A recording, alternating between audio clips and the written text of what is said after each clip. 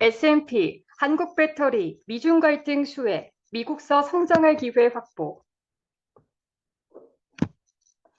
글로벌 신용평가사 스탠더드앤드푸어스 S&P는 17일 한국의 경기 침체 리스크는 크지 않은 편이라고 평가했습니다.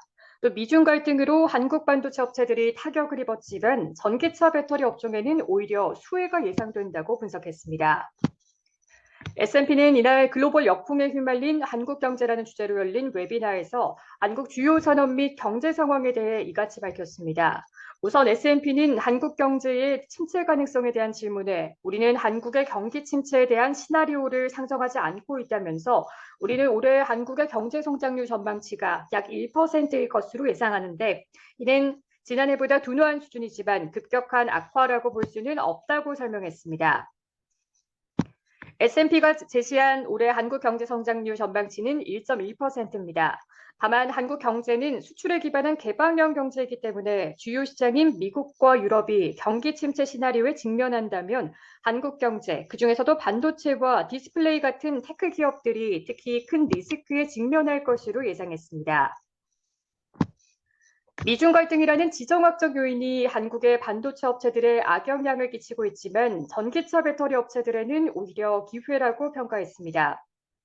S&P는 한국 반도체 업체들은 중국의 생산 기반을 갖추고 있는데 반도체 장비 관련 대중국 규제가 강화되면서 기술 개발과 경쟁 비용 측면에서 도전을 받게 됐다고 지적했습니다. 그러나 한국 전기차 배터리 업체들의 경우 동종업계 중국 업체들의 시장 진입이 어려워졌기 때문에 미국에서 보다 성장할 기회를 확보했다며 미중 간 갈등으로 되려 혜택을 본 셈이라고 말했습니다. 또 과거 한국 기업들이 중국에 적극적으로 투자해왔지만 미중 갈등으로 최근 몇 년간 중국 내 사업 기반과 시장 점유율이 약화됐다며 이에 한국 기업들이 중국에서 다른 아시아 지역으로 눈을 돌리면서 인도나 인도네시아 같은 나라들이 혜택을 보게 됐다고 분석했습니다. 지난해 10월 레고랜드 사태 때처럼 부동산 시장 침체를 연결고리로 기업들의 자금 조달 여건이 악화할 가능성이 여전하다는 우려도 나왔습니다. S&P는 레고랜드 사태가 발생했던 작년 4분기는 신용도가 높은 기업조차 회사채 발행이 어려울 만큼 자금 조달 여건이 안 좋았다면서 그때처럼 대외 여건에 따라 전반적인 유동성 환경이나 프로젝트 파이낸싱 관련 대출 물량이 어려워질 수 있다고 지적했습니다. 현재 S&P가 신용도를 평가하는 한국 기업은 총 40곳이며 이 중 83%의 신용등급 전망은 안정적인 것으로 집계됐습니다.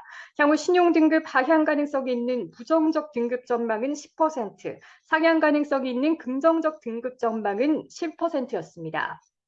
S&P는 수요 둔화와 인플레이션, 자금 조달 비용 상승 등으로 신용 등급상의 리스크가 커지고 있다면서 특히 반도체 및 유틸리티 기업들의 신용도 하방 압력이 크다고 평가했습니다.